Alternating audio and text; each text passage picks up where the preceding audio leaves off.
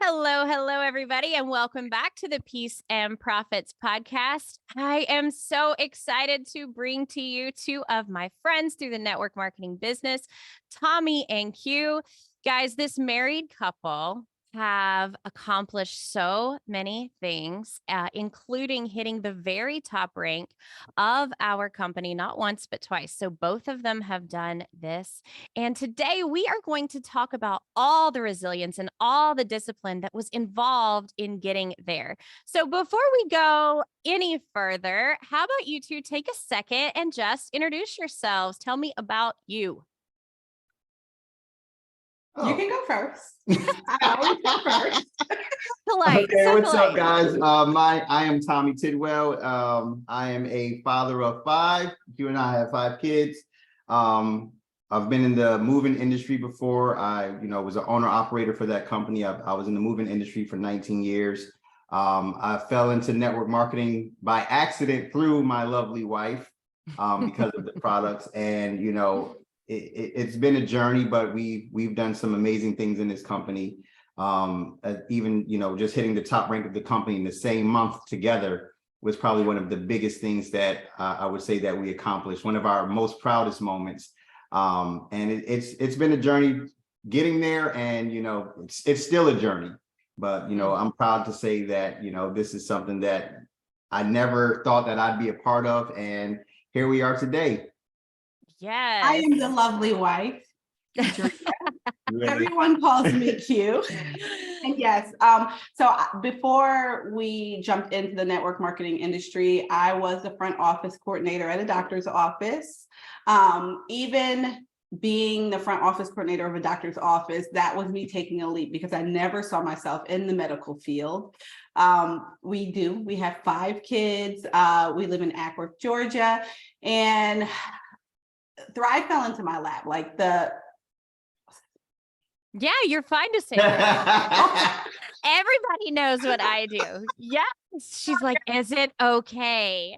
She works for Lavelle. She sells Thrive vitamins. Yes, and it fell into my lap by accident. Because of the products, we jumped into the business. And when we first jumped into the business side, it wasn't for a business. It was actually just to have more of the product. I was one of those people who just didn't know much about this industry. It was something that I steered away from because I wasn't educated on what network marketing, multi-level marketing, direct sales, we call it everything. I wasn't educated on what it was. And so when the person who introduced me shared the product with me, I didn't know where you got it from. I just knew it came from her, and I didn't know if she bought it in the store. I didn't know if she bought it online.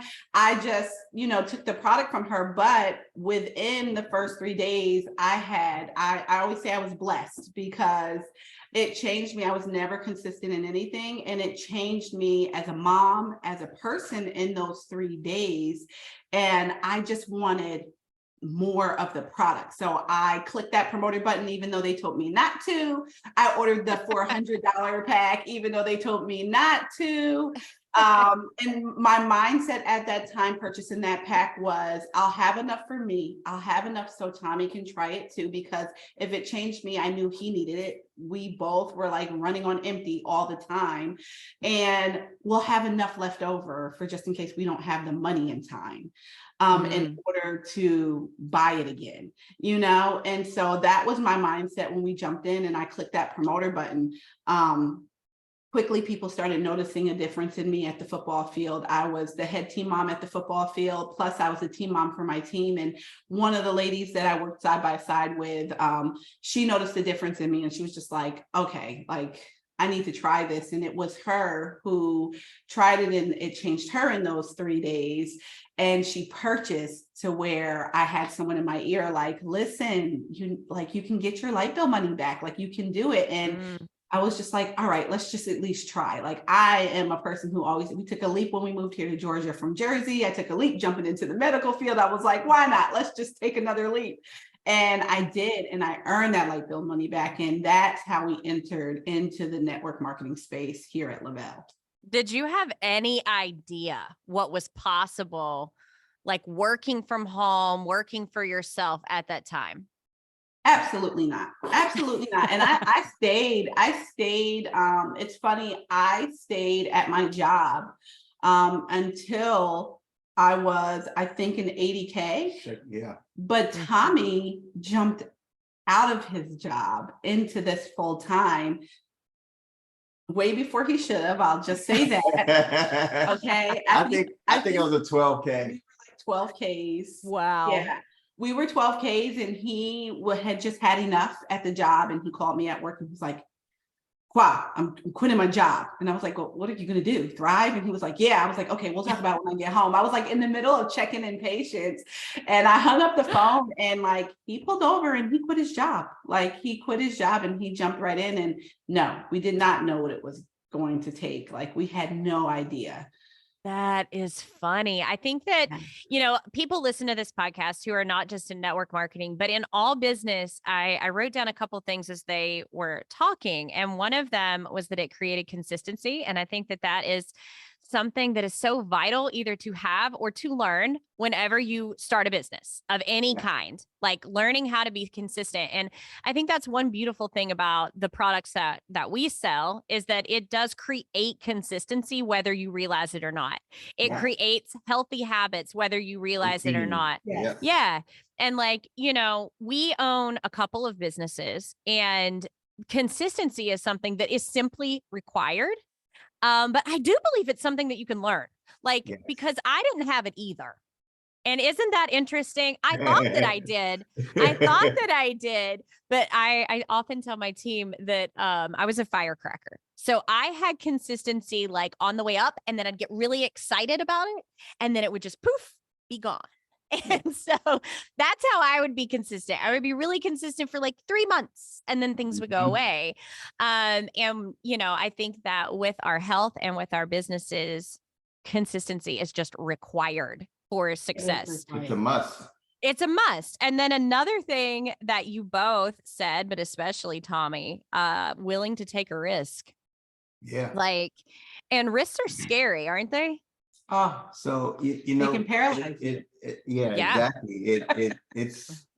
It's not even so much the risk, it's the what's behind the risk if it doesn't work out. You know what I'm saying? It's the thought of failing. Like if I do take this risk and it doesn't work out, what is going to be the outcome of me, failing, trying to take this risk? And I think that paralyzes a lot of people.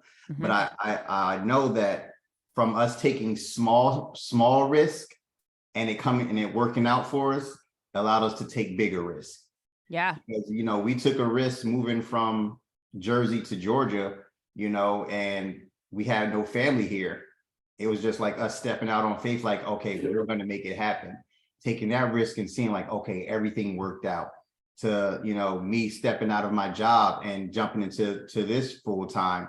Like, everything worked out. So I think taking smaller risks throughout your life and seeing that, even if you do fail at some things and you might, succeed at others, but just not caring about, the outcome of the risk, just I'm going to do this. And if it works out, it's going to give me the strength and the faith to take bigger risks later on. I think a big part of that also is the thoughts and words of other people. Yes. Because you hear people saying, what if, it's almost like a baby walking, right? A baby will get up and try to walk, and they don't flinch unless you flinch. Like if they're about to fall, if they fall, they don't cry until they hear you, react to that. And it's like, you hear, you're doing that, and what if this happens, and what if the kids, and and that feeds the fear. And it makes people not want to take that leap and take that leap of faith and bet on themselves, because at the end of the day you're betting on yourselves. And so it doesn't matter what people say if you know yourself, your work ethic, the goals and the dreams and the things you want in front of you are achievable, which we know here that all of these things are achievable. At the end of the day, you have to look in them. It comes back to you. Yeah. It's all you betting against yourself. That's good stuff. I think too, and I was actually just teaching this Saturday on the fear of failure. And it's interesting how people get real caught up in fear. And we all want to be courageous, but you cannot be courageous without having fear. You Yeah. cannot be courageous or courageous without overcoming those things. And everybody has doubts. Yes. Everybody has fear, whether Yeah. you are successful or whether you stay stagnant. Fear is something that everyone has, and it's up to you whether you choose to be brave.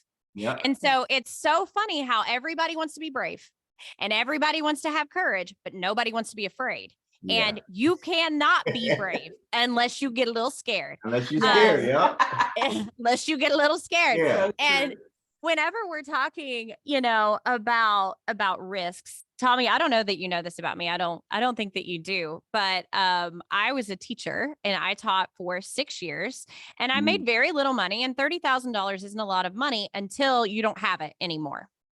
And very similar to you, I went into my high school job one day and I had enough.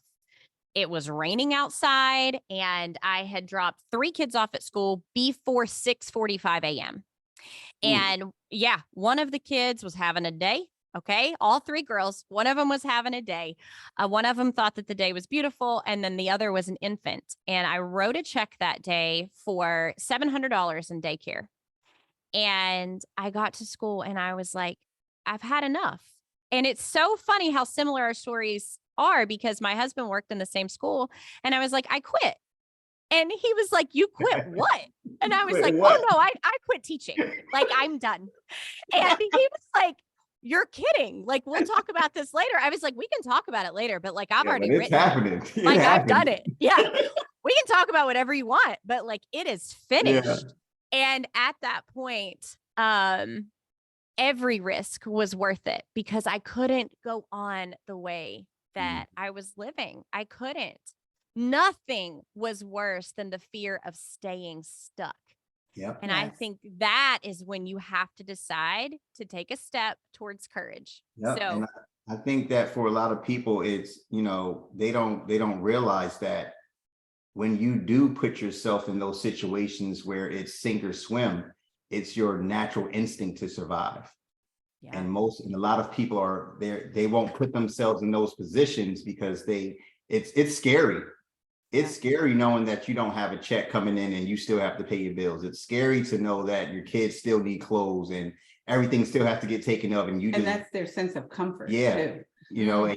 And you just walked away from what was taking care of all of that. So now it's like, holy crap, what now? But that fear allows you to start thinking. That fear allows you to start saying, okay, well, what can I do? What is available for me to bring in an income? And thank God we had Lavelle. I knew nothing about network marketing, nothing. But I knew that I saw the possibilities with this through other people and other people being successful. And I'm like, if they can do it, I'm going to figure it out. Yeah. Yeah. And another thing that you said that we talk about here a lot is people don't give themselves enough credit for everything they've already overcome. And you guys were able to look at the things you had already done, even though it had nothing to do with sales, nothing to do with business. Like, you took a chance to move and you were okay. Like, you've taken chances many times in your life and you were okay. And people often don't give themselves enough credit because, a lot of people have survived divorce. They've survived infertility. They've survived abuse. They've survived all of these hard things. And then yet whenever they think about business, they're like, I'm not cut out for it. And it's like, honey, look at these huge things that you've done. Yes, you survived your hardest days.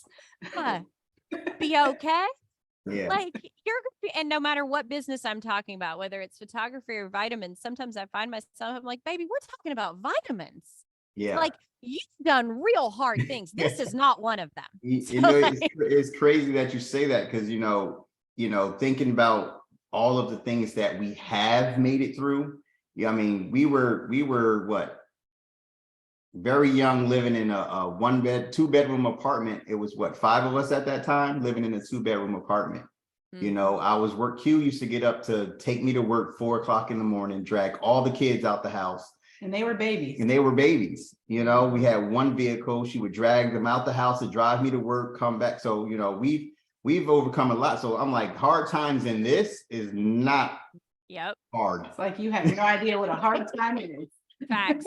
And do you find yourself kind of wanting to tell people that sometimes, like, hold on, let's talk about hard? Yes. Yes. I mean, I do sometimes, but I do and I don't, because I do realize that not everyone has had to go through a struggle. And so their hard time, they really don't know what a tough time is, especially if they have never had to face like financial struggles or being on their own. So everybody can't relate.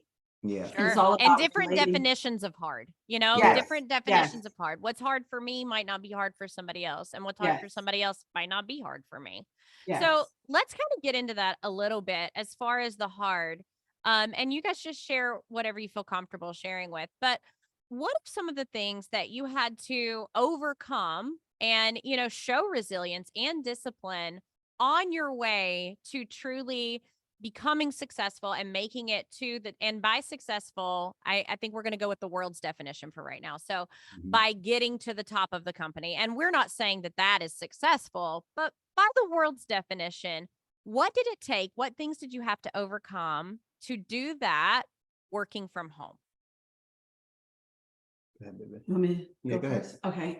So I will say, I'll just talk about the road to getting to the top of the company, because I mean, I could go back, but that would probably take all day. Let's talk about exactly getting to that. So when I did leave my job, that right there was a leap, because again, that comfort, like it was like, even though we were both doing well in Lavelle, there were weeks I was getting 2 checks, right? Like we get paid every week from Lavelle, plus I was getting paid every other week from my job, plus we had insurance through my job. So when I decided to plus I loved what I did. I will always say that, like, I absolutely loved what I did, and the company I was with, they trusted me. And so I didn't want to walk away from something that I was comfortable in. Like, I was comfortable there. Like, I walked in when I wanted, I opened the doors, I knew all the patients. I worked well with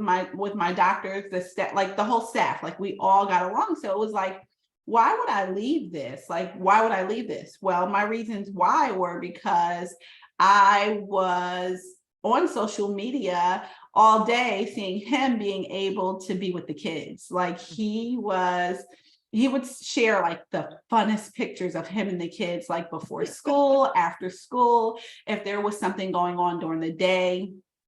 At the school, he was the one that went. I couldn't go. I mean, we're talking muffins with mom. He's going for me in my place, and I'm like, gosh, like I'm missing out on moments that I could have with my kids, all because I'm afraid to bet on myself. Really, I was just afraid to bet on myself. I'm like, we already have this money coming in. And before we were doing well in Lavelle, for a while, we were only living off of my income because our Lavelle business wasn't doing well. And so there was a struggle there. We went times without gas. We went like almost the whole summer without gas because the bills were like so stretched. And we were like, well, it's summertime. We can cook on the grill. I'm like, it's cold shower never hurt nobody. Yeah, cold shower after playing outside in the heat all day, the Georgia heat, you'll be fine, So there were like things like that, like my kids eating Little Caesars pizzas because it was the cheapest thing to eat for $5. Like they won't even look at Little Caesars anymore.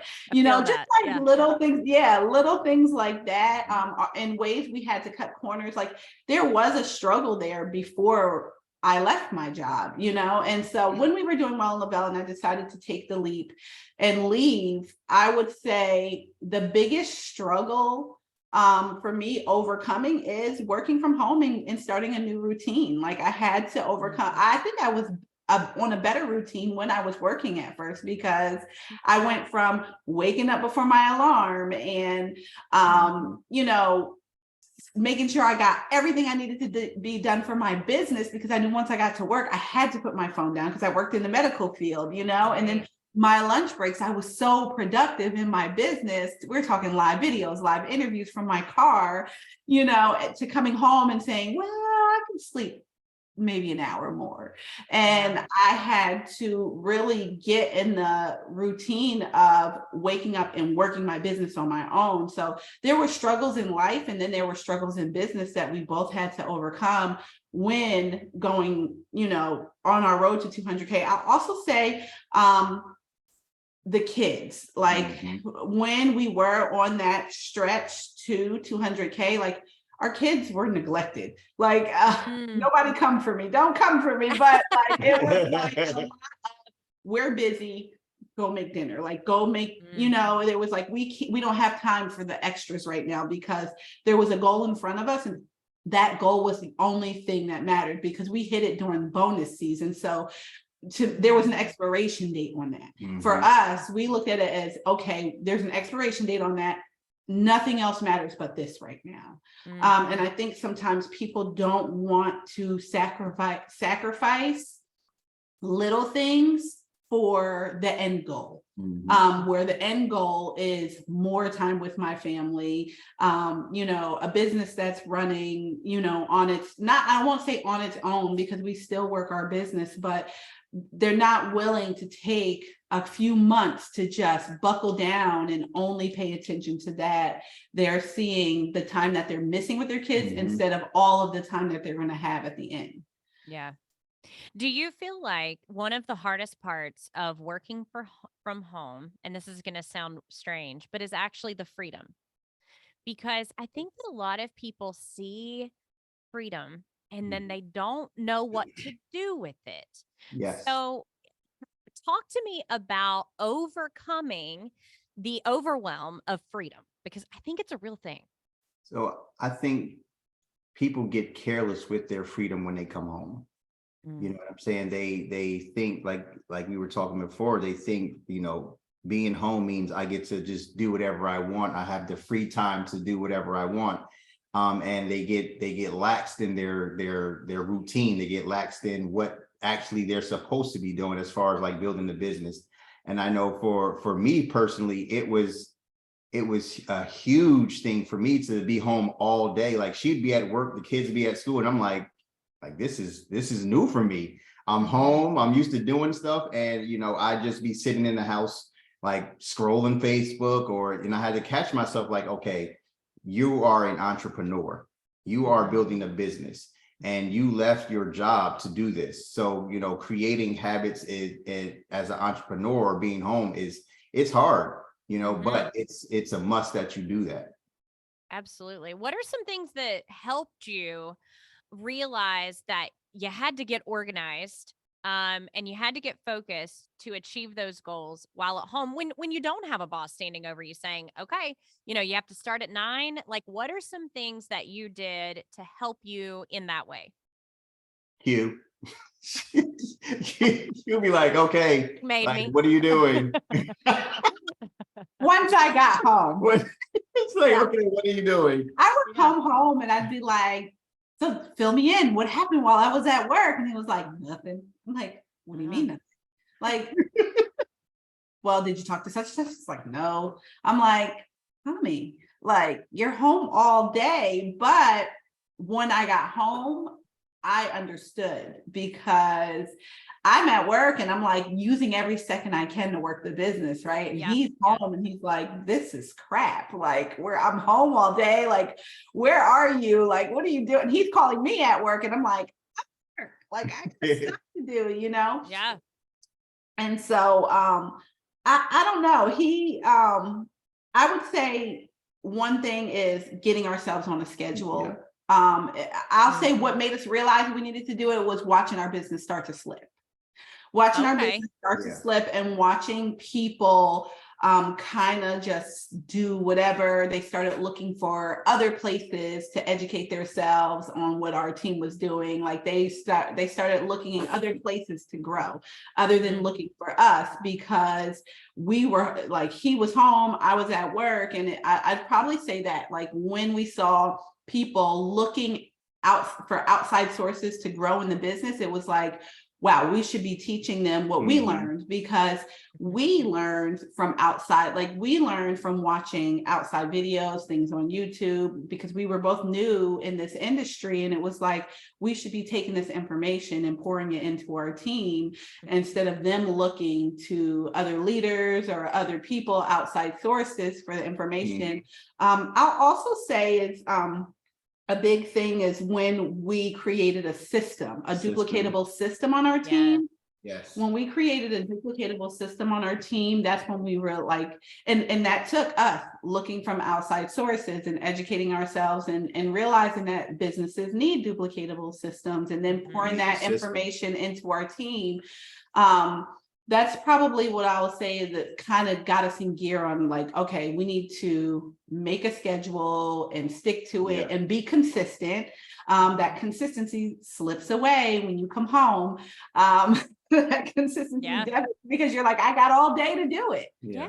You're like, oh, I got all day until the kids call and they need you to bring them something at school, or someone misses the bus. And then all of a sudden that time gets cut in half. By the time you get home, you're like, oh my gosh, it's already noon and I haven't done anything.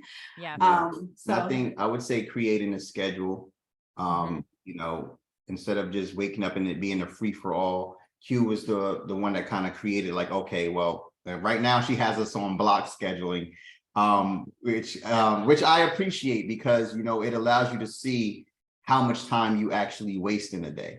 So talk to me about that. When you say block scheduling, so because I used to be a teacher, when you first mentioned it before we hit record, that's what I thought of. Because here we've had block scheduling in high schools. And I am assuming that you are speaking of time blocking. So talk to me about how you're implementing that now. So, and that's exactly what it is. It's what you used to do in school. And it's like something so simple. We did block scheduling all our lives. That's the one thing we didn't take from school, huh? Block scheduling. So from 6 a.m. to 9:30, our phones are on silent. They're on do not disturb, and that is our time to pour into ourselves, to get up, get the kids off to school. We make sure, you know, the bed is made. We do our personal development, any reading, any meditating, any working out, anything we want to do for ourselves from 6 or when we wake up until 9:30. So by 9:30, we have to be up and dressed for the day. And then 9:30 to 12:30 is our anything outside the home time. So if I have samples that need to be mailed out, I need to visit the post office between that time. Grocery shopping, if I'm doing a meeting with someone outside the home, it needs to be scheduled between 9:30 and 12:30. Lash appointments, hair appointments, anything between that 9:30 and 12:30 time. And the reason I chose that time is because after that time over here in this area where we live, it gets trafficky and busy, and you can easily spend more time in traffic than actually at the place you need to be. So that 9:30 to 12:30 block is for anything outside the home. And then when we come home, 12:30 to 3:30 is our time to work the business. So we do any kind of Zoom calls, we do any meetings, welcome Zooms, reach outs. That's our time we can be on our phones. And while we're out, we can be on our phones too. So that really gives us a long stretch to be able, while we're out and about, we can. At 9:30, our phone goes off of do not disturb. So we can answer messages and stuff while we're out. And it kind of like, you know, you can play with that time. But at 3:30, my phone goes back on do not disturb. And that's my time to start dinner, because my kids walk in the door starving at 4 o'clock. So I try to have dinner ready by 4 o'clock. And I know that sounds early, but my kids are dessert kids. They like to eat dessert. And I'm trying to get them in the habit, even though they're in high school, I'm trying to get them in the habit of going to bed early. Just because, you know, one of my sons, he's an athlete. The other one, my daughter, she just will stay up late just and be eating snacks all within the night. So I'm like, you know, and I'm just trying to show them that going to bed and getting that rest is so important, because that is something that I didn't learn until later on in life, is how important rest is. So 4 o'clock, so 3:30 to 6:30, my phone is on do not disturb, and the kids are coming home, dinner is made, they're having dinner, I'm making sure they're getting their homework done, making sure they're getting ready for the next day. And then 6:30, my time goes back off of do not disturb. The kids are usually off doing their own thing because they are older. I mean, need that much Teenagers, time. Yeah, they're teenagers. And then from 6:30 until I'm ready to go to bed, I can do any more Zooms, anything for the business, anything around the house. I will also say between that 3:30 and 6:30 time, anything that needs to be done in the house. So like if I'm doing laundry, that happens between there. If I need to mop the floors, that happens between there. If something needs to be clean, that happens between that time. And it's just helped us organize to be, there's no such thing as work-life balance, but it's a perfect balance for us. Mhm. Yeah. Yeah. I always say that balance is a unicorn. Like it's not real. There's Not never real. any perfect balance, but There's you not. do have to find priorities at Yes. different times in your life. Yes. And I know that for me, one thing that really helped was showing myself grace, that sometimes I did have to like step outside and I did have to go deliver the lunch that a kid forgot and be like, it's okay. We're Yep. going to make it. Yep. And then there are some times whenever my kids did eat the Little Caesars pizza again, because I did have to go do that meeting or I did have to go do that training. And that has to be okay too. I think that it's really important for people to see that whether you're working from home or outside of the home, nothing is perfect. Nothing is But perfect. nothing is perfect, but systems are required in my mind. And that's not even just in the business, but in life. Yeah. Like, creating a system for your life to where, all right, I know this is what I'm doing, this is what I'm doing, this is what I'm doing. And being able to pivot at any moment you to give your, that's where the balance comes in. Yeah, because you think about it, how many times have you said, okay, I'm just gonna clean the house for this amount of time, and then you get lost in it before you know it's 6 o'clock at night and you're like, I haven't done anything today. Yeah. So it's like once that block timer goes off, it's like, all right, we can revisit this tomorrow, on to the next thing. Tomorrow's another day. And we only do that Monday through Friday. Like our Saturday and Sundays are just open and free for whatever we need to do with the kids, or so it's helped tremendously. Yeah. I think that is one thing that we wanted to talk about on this Zoom is there is such a misconception of how easy it is to work from home and how easy it is to be successful. And if you can overcome this idea that home equals being off, if you can overcome that, I do think that you can be successful. And it is hard. And it is hard, but I do think the time blocking is amazing. For me, the only time of the day that I don't have a little person around me is from 9 to noon.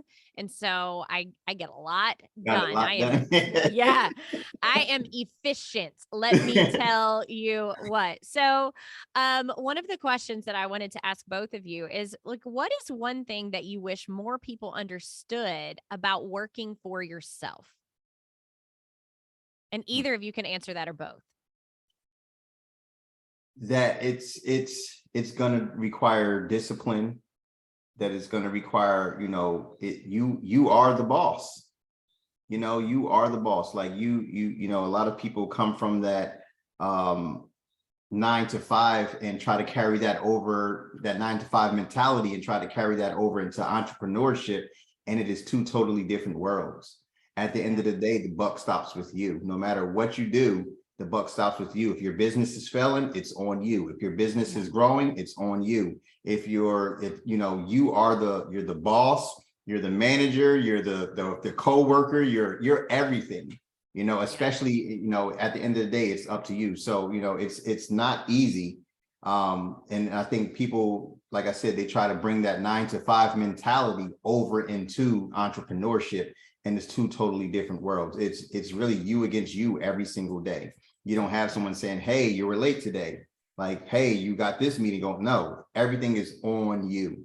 And, when people realize that, it's a huge stepping away from a 9 to 5 to go into the entrepreneurship world, whether it's in network marketing or anything.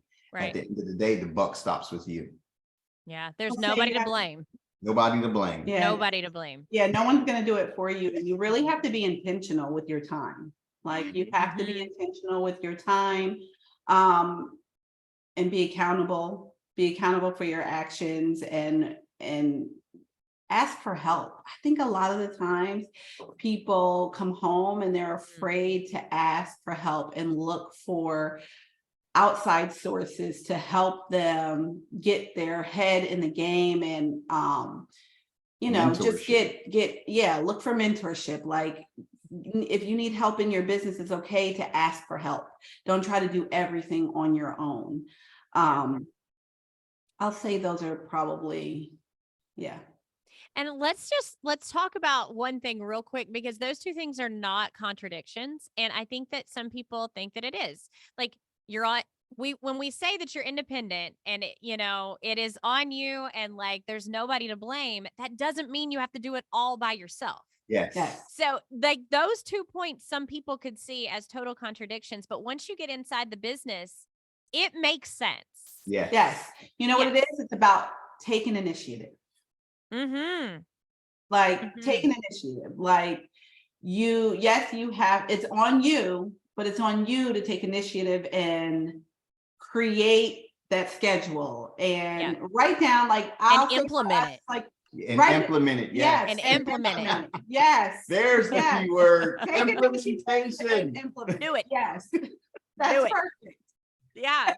I have found in my experience, and this is in all the businesses that I've ever worked in, is that honestly, one of the first steps is that we have to learn that time matters and we're in charge of it.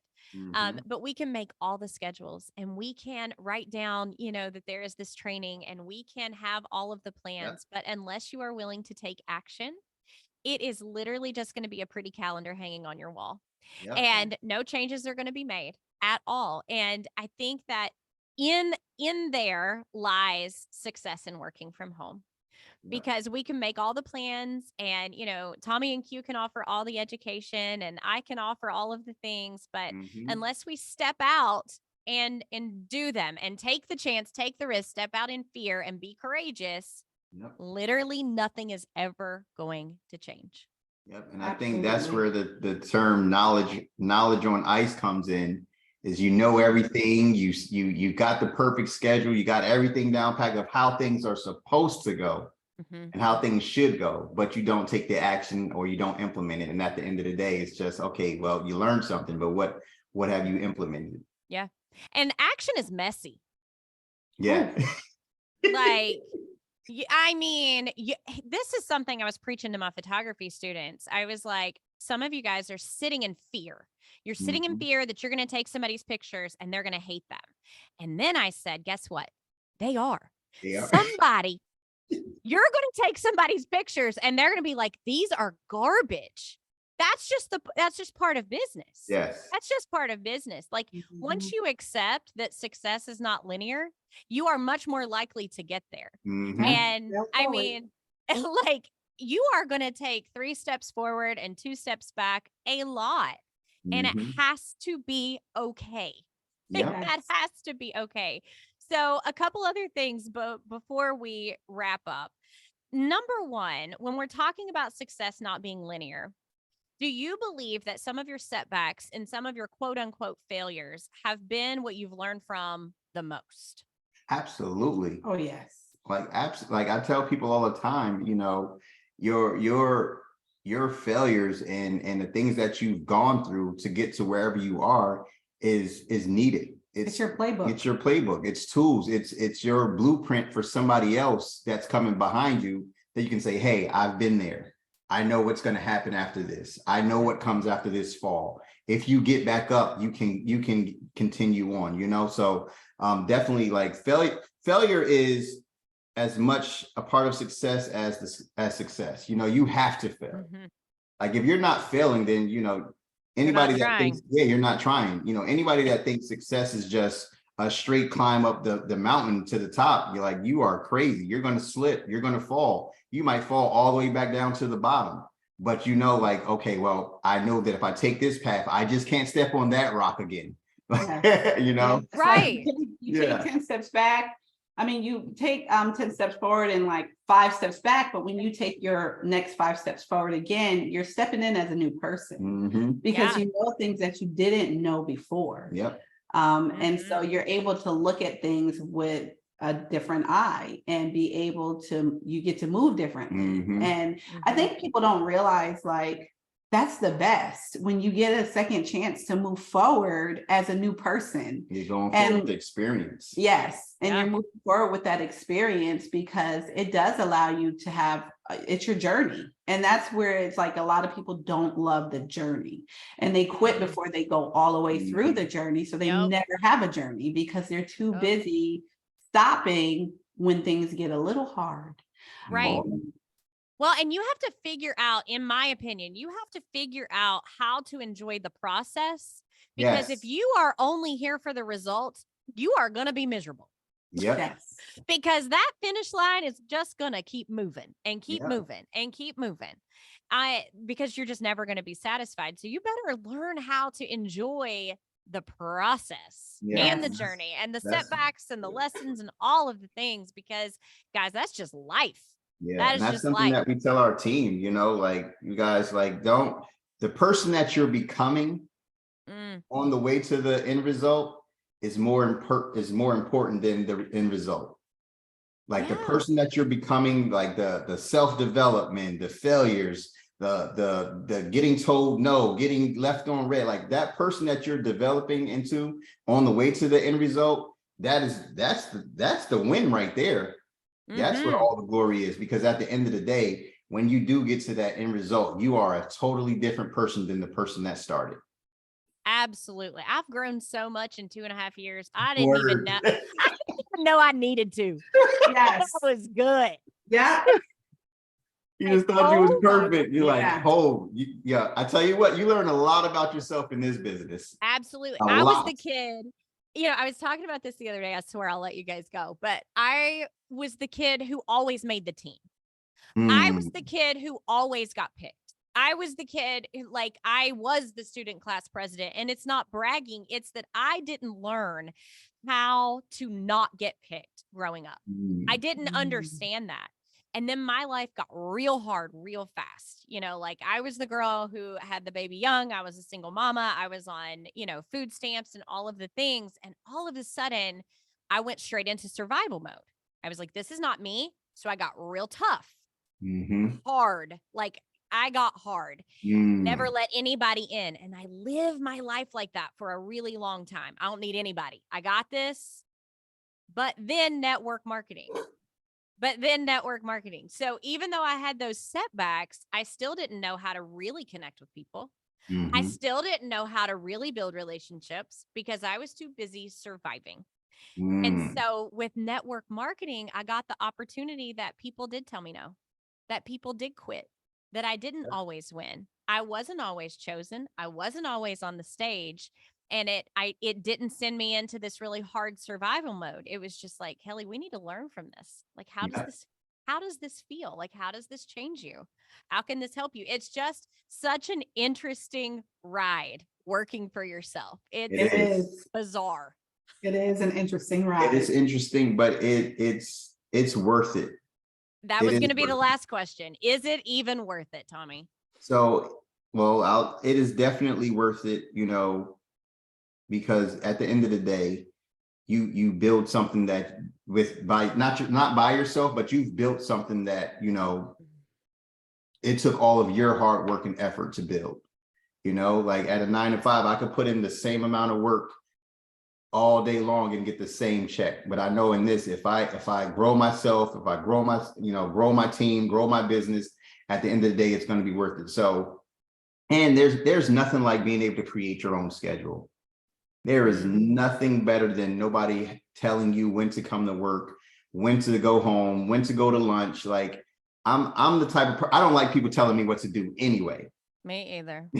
I just want to do as I please. Of course, I've learned that I can't do as I please all the time, but I'm the type of person like I want to do what I want, when I want, and how I want to do it. And entrepreneurship in this business has given me those options, but then being disciplined to say, okay, even though I do have the time to do what I want, when I want, and how I want, I have to be disciplined in what I'm doing. Yeah. And I think you hit the key word there. You have options. Yes. You have options. And it do as you please might look like, you want to work for 3 hours, and that's great because Yeah. you can. That's a Yeah. beautiful thing. Well, I feel like I could talk to you guys all day. And I could. You I feel like, could. I Yes. mean, We could sit here we and have talk all more to day. So what say. else? What else you got? I know, like follow along for the second, third, and fourth podcast with Tommy and Q. Oh, guys, well, I appreciate your Series. time. Yes, the series. Maybe it could be. You never know. You never know. No, you get 3 entrepreneurs talking, and we'll have a whole new podcast if I don't get off of here soon. So anyway, for everybody listening, I hope that you were able to take something away from this. Working from home is not always easy. It does require discipline, but it is going to make you into a person you didn't even know you could become. And it is a very beautiful process. And Yes. learn to enjoy the process because it is worth it. So until next time, guys, have a very peaceful and profitable week. Bye, guys.